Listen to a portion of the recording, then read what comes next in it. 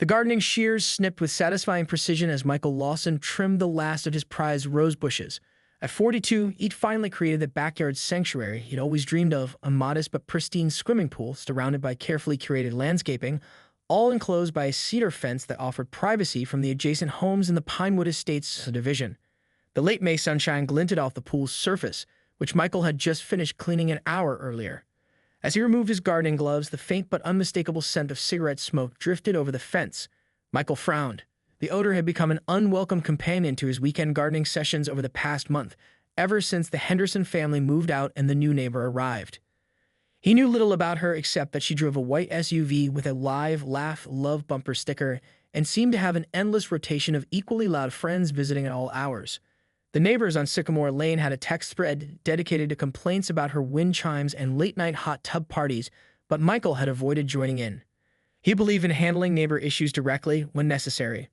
So far, the occasional waft of cigarette smoke hadn't seemed worth the confrontation. Until today. As Michael stored his gardening tools in the shed, a tinkling laugh rose above the fence, followed by the distinct sound of something hitting water. He turned toward his pool, squinting against the sun's reflection. Something was floating on the surface, several somethings, in fact. Gray cylinders bobbing gently in his meticulously maintained water. "You have got to be kidding me," he muttered, walking to the edge of the pool.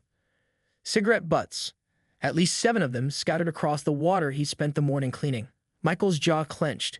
He wasn't a confrontational man by nature. 15 years as a high school counselor had taught him the value of measured responses, but throwing cigarette butts into someone else's pool crossed a line that even his professional patience couldn't excuse.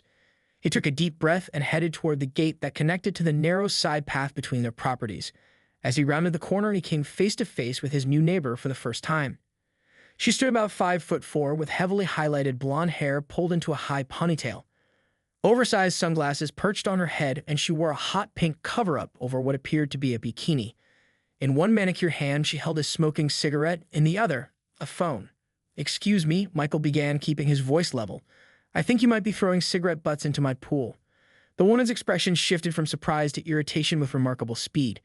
She looked Michael up and down, taking in his dirt-stained khaki shorts and faded university t-shirt. "I don't think so," she replied, her voice clipped.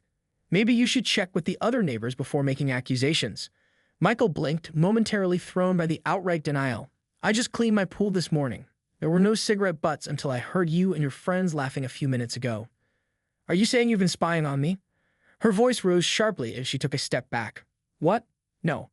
I'm having a private gathering in my backyard," she interrupted, gesturing toward her patio where 3 similarly attired women were watching the exchange with interest. "And now the weird neighbor is claiming he's been watching me. Great first impression on my friends. Thanks a lot." Michael felt the conversation spiraling out of control. "Look, I don't care what you do in your yard. I just need you to stop throwing trash in my pool."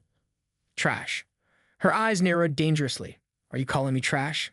"That's not what My name is Karen Westfield, and I've been nothing but respectful since moving in. Unlike some people who apparently spend their time peeping over fences." She took a deliberate drag from her cigarette, blowing the smoke in Michael's direction. "I think you should leave now, before this gets uncomfortable." Michael's patience evaporated as the smoke hit his face. "It's already uncomfortable, Ms. Westfield. And if another cigarette butt lands in my pool, we're going to have a real problem." As he turned to leave, Karen's voice followed him, artificially sweet. "It was so nice meeting you, neighbor. I'm sure we'll be seeing a lot more of each other." The words sounded distinctly like a threat. 3 days after the confrontation, Michael stood in his kitchen, nursing a cup of coffee while staring grimly at his pool through the window. Despite his warning, the cigarette butt situation had escalated. That morning, he fished out 12 of them that scattered randomly as before, but arranged in what appeared to be a deliberate smiley face pattern on the water's surface. The message was clear. Karen Westfield was not backing down. Michael's phone buzzed with a text from his sister, Diane. "Any update on neighbor from hell?" she'd written.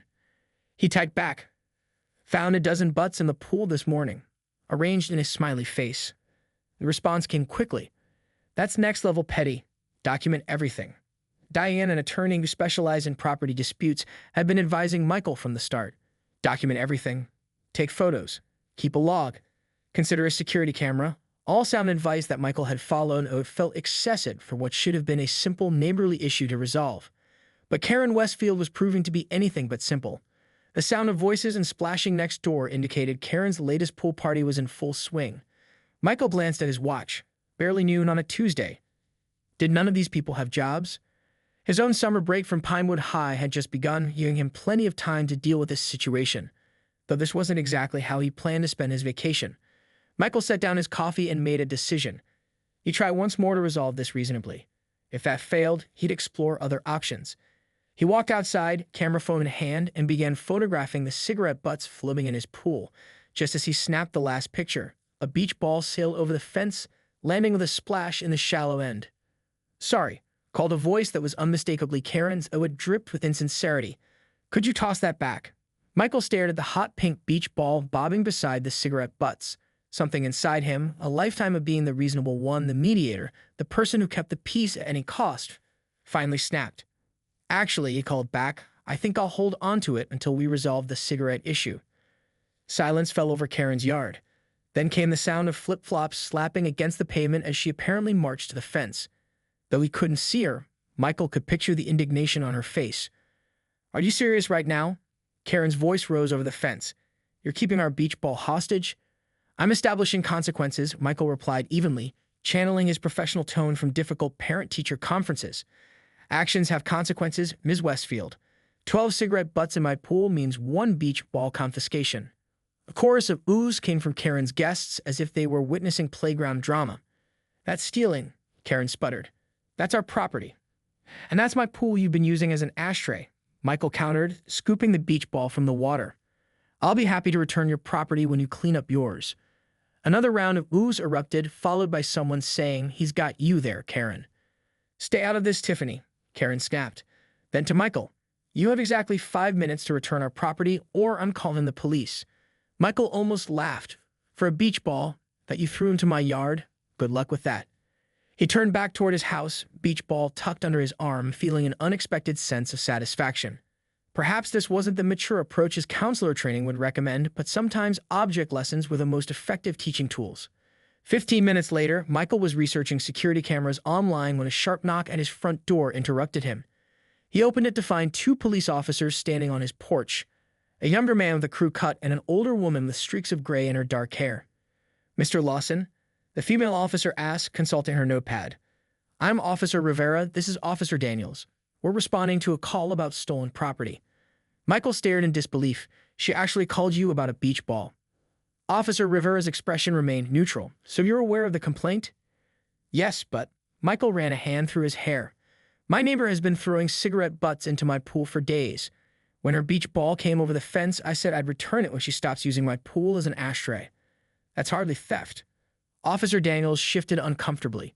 "Sir, we understand this sounds like a neighbor dispute, but Ms. Westfield is insisting you stole property valued at over $50. $50. It's a $10 beach ball from Target. She's claiming it's a limited edition designer item," Officer Rivers said, her tone suggesting she found this as ridiculous as Michael did. "Look, we're required to follow up on all complaints. Could we just see the beach ball in question?" Michael nodded, stepping back to let them in. "Of course, it's right here in the living room."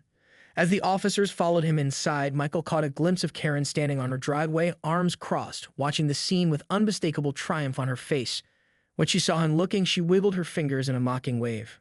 The battle lines were now officially drawn. "So that's the notorious beach ball," Officer Rivers said, eyeing the hot pink sphere on Michael's coffee table. The $9.99 a summer fun price tag was still visible on its surface. "Limited edition designer item, huh?" Officer Daniels muttered, shaking his head. Michael felt a rush of validation. "I've documented everything," he said, pulling out his phone. "The cigarette butts, the dates, times. I even have a recording of our first conversation when I asked her to stop." Officer Rivera scrolled through Michael's photo evidence while her partner peered over her shoulder. "This is clearly harassment," she said finally. "But the beach ball—" "I know," Michael sighed. "I shouldn't have kept it. I was just frustrated." "Understandable," Officer Daniels replied. "But technically—" "I'll return it right now," Michael said. "That was never the issue." As they walked out to Michael's front porch, Karen emerged from her house with perfect timing, as if she'd been watching through the window. She was flanked by 2 of her friends from the pool party, both wearing identical expressions of exaggerated concern. "Officers," Karen called, striding across her lawn toward them. She changed into a conservative blouse and slacks, her previous pool attire nowhere to be seen. "Have you recovered my property?" Officer Rivera's professional demeanor remained intact, but Michael noticed a slight tightening around her eyes. Ms. Westfield, who's seen the beach ball. It still has the $9.99 price tag attached. Karen didn't miss a beat. That's just the outer packaging. It's a collector's item, a limited edition piece signed by celebrity designer Thomas Rivera. Michael almost laughed out loud. Rivera. The officer's name was Rivera, and Karen had just invented a celebrity designer with a suspiciously similar name. The absurdity was reaching new heights. Regardless, Officer Daniels cut in. Mr. Lawson has agreed to return the item. However, we've also seen evidence that you've been repeatedly throwing cigarette butts into his pool, which constitutes harassment and vandalism. Karen's face flushed. That's ridiculous. I would never. There are photos, Officer Rivera interrupted. Multiple incidents, including what appears to be cigarette butts arranged in a pattern. Karen's friends exchanged glances, one of them taking a subtle step away from her. That could have been anyone, Karen insisted. I have guests all the time. Maybe one of them. You told me to my face that you keep doing it, Michael reminded her, holding out the beach ball. Here's your designer ball back. Please stop throwing trash in my pool. Karen snatched the ball, her manicured nails digging into the plastic. This isn't over, she hissed, quiet enough that only Michael could hear. Ms. Westfield, Officer Rivers said, I strongly advise against making threats. We're giving you a warning today about the vandalism. But if this continues, Mr. Lawson will have grounds for a formal complaint. Vandalism? Karen's voice rose in pitch. Over a few cigarettes? Do you know who my husband is? The officers exchanged glances. Gerald Westfield, she continued, drawing herself up. City Councilman Gerald Westfield. Michael watched as both officers maintained carefully neutral expressions. He remembered now there was a Westfield on the city council, though Michael had never paid much attention to local politics. We'll be noting that in our report, Officer Rivera said smoothly. Now, we strongly suggest both parties maintain appropriate boundaries and respect each other's property. Are we clear? Crystal, Michael said. Karen merely nodded, clutching her beach ball with white knuckles. As the officers headed back to their patrol car, Karen turned to her friends. Can you believe this? He's harassing me and they're taking his side. Michael decided it was time to end this encounter. He turned toward his door, but Karen wasn't finished. You know, everyone warned me about you, she called after him. The weird loner who spends all day watching his neighbors, taking photos of people without permission. Michael froze, his hand on the doorknob. Excuse me? The neighborhood watch group has had concerns for years, Karen continued, her voice carrying clearly across both lawns. A single man, no family, taking pictures of the neighborhood. Now I see why. The implication hung in the air, ugly and deliberate. Michael felt his blood run cold. As a school counselor, he was acutely aware of how devastating such insinuations could be, how they could destroy a reputation, a career. That's enough, Karen, one of her friends murmured, looking uncomfortable. No, Melissa, it's not, Karen replied loudly. I have a 13-year-old daughter. I have a right to know if there's a creep next door. Michael stepped back onto his porch, anger and disbelief warring within him. You're crossing a very dangerous line, he warned, his voice low and steady despite the rage building inside him. Am I? Karen challenged, eyes gleaming with malice. Or am I just saying what everyone's been thinking? The friend named Melissa tugged at Karen's arm. We should go inside. This isn't helping. Karen allowed herself to be pulled away, but not before calling over her shoulder. I've got my eye on you, Lawson. One wrong move and everyone in Pinewood Estates will know exactly what kind of neighbor you really are. As they disappeared into Karen's house, Michael stood frozen on his porch, the beautiful day suddenly cold around him.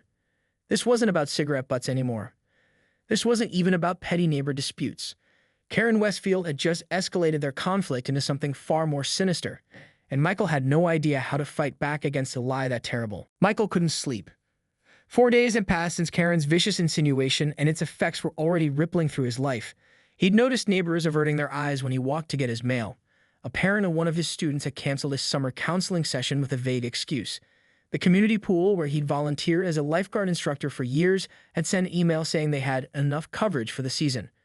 None of it was explicit, but Michael knew how rumors worked in small communities like Pinewood Estates. His sister Diane sat across from him at his kitchen table, legal notepad in hand. She'd driven over immediately when he called her in tears the previous evening. This is textbook defamation, she said, tapping her pen against the paper. Slander specifically. She's maliciously making false statements that damage your reputation, especially in your profession. Michael stared out the window, where his once peaceful pool now seemed like a battlefield. Can we prove it, though? It'll be her word against mine. Not necessarily. Diane's expression brightened as she pulled out her phone. Remember that security camera system I told you to order? Did you install it yet? Michael nodded. Yesterday morning, after I realized what was happening with the neighbors. Perfect. If she continues making these allegations where the cameras can pick it up, we've got her. Diane reached across the table to squeeze his hand. And what about your neighborhood friends? Surely not everyone believes her. As if on cue, the doorbell rang. Michael tensed, but Diane stood up. I'll get it. You've been through enough. She returned moments later, followed by an elderly woman carrying a casserole dish. Mrs. Chen, Michael said, surprised. I heard what that woman has been saying, Mrs. Chen declared, setting down the dish. Absolute garbage. My Harold and I have lived next to you for 8 years. We know who you are. Michael felt a lump form in his throat. Margaret Chen and her husband had been the first to welcome him to the neighborhood, bringing over dumplings when he moved in. The Chen family stands with you, she continued firmly, and so do the Paddles and the Rodriguezes. We've known you for years. This woman has been here 5 minutes and thinks she can destroy your reputation. Thank you, Michael managed, emotion thick in his voice. I brought lasagna, comfort food. Mrs. Chen patted his shoulder, and information. Harold is on the HOA board. He's been doing some research on our new neighbor. Michael and Diane exchanged glances. It seems Mrs. Westfield has a history of similar behavior in her previous neighborhood, Mrs. Chen continued. And despite what she claims, her husband is not currently on the city council. He ran for city council, lost badly, works in insurance sales. Diane's eyebrows shot up. Now that's interesting. There's more, Mrs. Chen said, lowering her voice conspiratorially. The house isn't even in her name. It's owned by a family trust, her parents, apparently. And there have been 3 noise complaints filed against her already. Michael absorbed this information, feeling a glimmer of hope for the first time in days. Mrs. Chen, would you and the others be willing to provide statements if needed? Of course, she replied without hesitation. We've already been talking about it. That woman picked the wrong neighborhood to play her games in. After Mrs. Chen left, promising to rally more neighbors, Diane began pacing the kitchen excitedly. This changes everything, she said. With community support and evidence of her pattern of behavior, we can build a solid case. Michael felt cautiously optimistic, but still worried. I just want this to end. My reputation will be restored, Diane finished firmly. Now let's eat some lasagna and make a plan. The next morning, Michael was watering his front garden when a sleek black sedan pulled into Karen's driveway. A man in a business suit emerged, looking harried and tired. From his resemblance to the teenage girl Michael had occasionally glimpsed at Karen's house, he guessed this must be Gerald Westfield, the supposed city councilman. Michael was considering whether to approach him when his phone buzzed with a text from an unknown number. Emergency neighborhood watch meeting tonight, 7 p.m., community center. Topic: safety concerns in Pinewood Estates. Attendance mandatory for all residents. A moment later, Mrs. Chen texted, Are you seeing this? Karen's organized an ambush. Don't worry, we'll be there in force. Michael's stomach churned. A public forum was the last thing he wanted, but avoiding it would only make him look guilty. He'd have to face this head-on. Throughout the day, his phone buzzed with supportive messages from neighbors he hadn't heard from in years. The Chen family had indeed mobilized their network. Even his principal called, having somehow gotten wind of the situation, to offer her unwavering support. By evening, Michael felt prepared but anxious as he entered the community center. The room was already packed. Karen sat at the front wearing a button-up cardigan and pearl earrings, a striking contrast to her usual poolside attire. Beside her sat her husband, looking distinctly uncomfortable, and a few of her friends, including Melissa, who kept checking her watch. Michael took a seat near the back, relieved to see Mrs. Chen, her husband, and at least a dozen other familiar neighbors nodding encouragingly at him. Karen tapped a microphone, the feedback screeching through the room. Thank you all for coming to this urgent meeting. As many of you know, I recently moved to Pinewood Estates with my family, seeking a safe community environment. She paused dramatically. Unfortunately, I've discovered some concerning behavior that I feel obligated, as a mother, to bring to everyone's attention. Michael tensed, but before Karen could continue, Harold Chen stood up. Point of order, he said firmly. As the longest-serving member of the HOA board present, I need to clarify that this is not an official neighborhood watch meeting, which requires 2 weeks' notice. This appears to be a private gathering using community resources without proper authorization. Murmurs spread through the room as Karen's expression hardened. This is an emergency situation, she began. If there's an emergency, you should call the police, Mrs. Chen interrupted from her seat, just like you did over a beach ball. Laughter rippled through the audience and Karen's face flushed. This is about community safety, she insisted. No, came a new voice. Melissa, Karen's friend, had stood up. I can't do this anymore, Karen. You told us this meeting was to discuss actual safety issues, lighting in the park, the broken gate. Not to continue your vendetta because someone called you out on your behavior. Karen's mouth opened and closed silently as Melissa walked to stand beside Michael. "I've known Karen for 3 weeks," she announced to the room. "In that time, I've watched her deliberately throw cigarette butts in this man's pool, call the police over a beach ball she threw into his yard, and make up lies because he stood up to her. I'm done enabling this." "Melissa," Karen hissed. Her former friend wasn't finished. She made up the story about her husband being on the city council. She made up the designer beach ball. And yes, she absolutely made up any insinuations about Mr. Lawson, who from everything I've seen is a respected member of this community that many of you have known for years. The room erupted in a mixture of gasps, murmurs, and slow applause. Michael sat stunned as Melissa handed him her phone. "I have texts," she said quietly, where she bragged about what she was doing. Said she'd make your life hell until you sold your house because she wants to convince her parents to buy your lot and expand their property. Michael took the phone, reading messages that confirmed his worst suspicions and went far beyond them. The battle for his pool had never been about cigarettes. It had been about driving him away. At the front of the room, Karen's husband stood up, his face grim. "Karen, we're leaving. Now." His voice carried even without the microphone, and the authority in it suggested this wasn't a request. As Karen gathered her things, visibly fuming, he turned to address the room. "I apologize for this situation. My wife and I will be having a very serious conversation about her behavior. Mr. Lawson," he looked directly at Michael, "you can expect a formal apology in writing. And if there have been any damages to your property, please send me the bill directly." The meeting dissolved into small groups of neighbors talking excitedly as Karen was escorted out by her husband.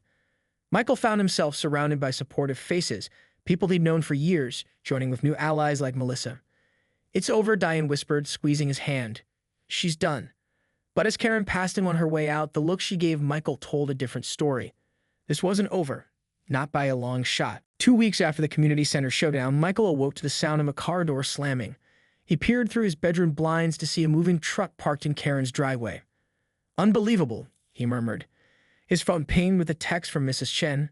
"The witch is leaving. Harold says the house is being listed today." Michael smiled despite himself. The neighborhood grapevine was as efficient as ever. The past 14 days had been surprisingly quiet.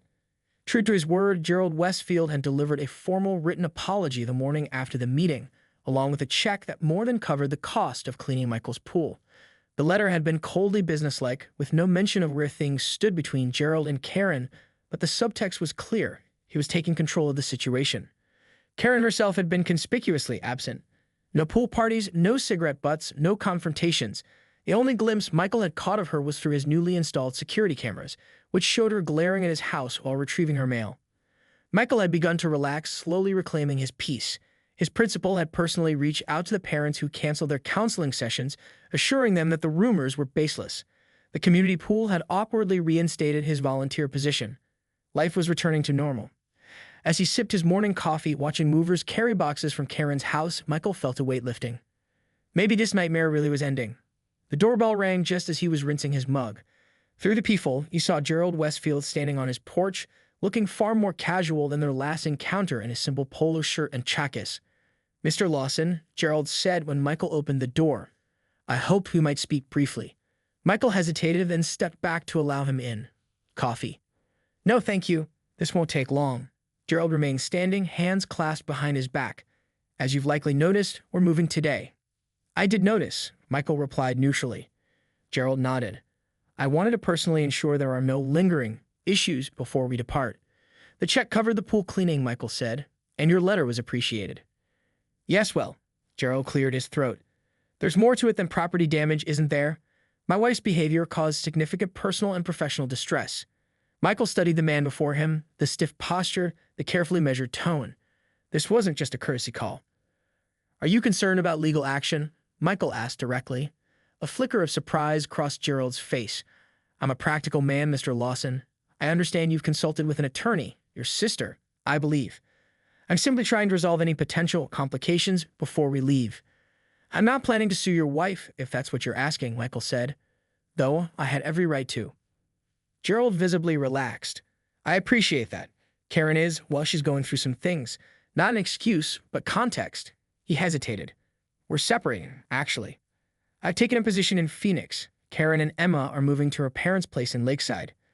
"I'm sorry to hear that," Michael said, and was surprised to realize he meant it. Gerald shrugged. "It's been coming for a while." This situation just made me finally face some truths I've been avoiding. He looked around Michael's modest living room. You know she was obsessed with your house. Kept talking about how perfect it would be if we knocked down the fence, combined the properties. So I heard, Michael said, from her friend at the meeting. Melissa. Gerald shook his head. Karen hasn't spoken to her since. Calls her a traitor. He sighed heavily. That's Karen's problem in a nutshell. Everyone else is wrong. She's never responsible. An awkward silence fell between them. Two men who had been connected only through conflict, now finding unexpected common ground. Anyway, Gerald finally said, I should get back. The movers are waiting. He extended his hand. I truly am sorry for everything that happened. Michael shook it, feeling a strange sense of closure. Good luck in Phoenix. After Gerald left, Michael sat on his porch swing, watching the activity next door. He spotted Karen briefly, directing movers with sharp gestures, her phone pressed to her ear. When she noticed him, she froze, then deliberately turned her back. It was nearly sunset when the moving truck finally departed. Michael was grilling chicken for dinner when something caught his eye. A familiar teenage girl standing at the fence between their properties. Emma, right? He said, approaching carefully. Karen's daughter? The girl nodded, looking uncomfortable. Yeah, Mom, we're leaving, but I wanted to. I don't know. Say something, I guess. You don't need to, Michael assured her. I do, though. Emma twisted a friendship bracelet on her wrist. My mom can be a lot, and I just wanted you to know that I knew what she was doing was wrong. With the cigarettes and stuff. That means a lot, Michael said gently. Thank you. I tried to tell her to stop. Emma's voice wavered. It's like once she decides someone's against her, she can't let it go. She looked down. Anyway, I'm sorry. I'm sorry about what she said about you. The school kids all said you were the best counselor. Michael felt a rush of emotion. You go to Pinewood High?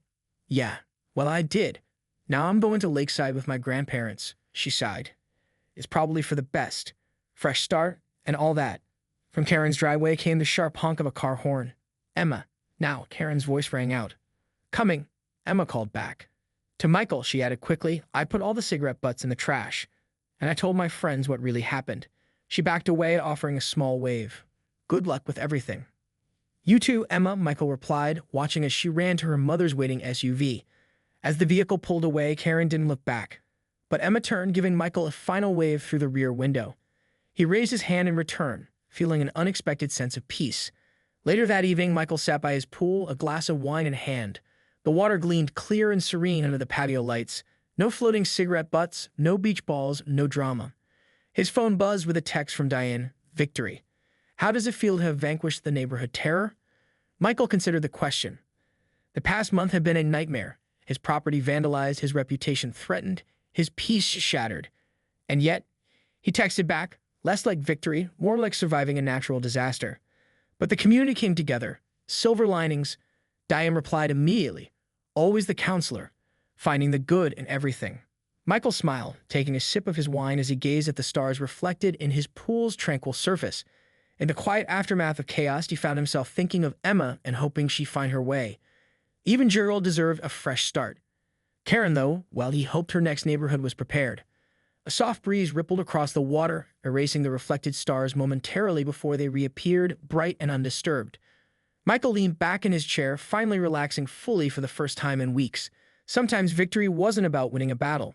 Sometimes it was simply about standing your ground, finding unexpected allies, and watching as karma, or in this case, a moving truck, took care of the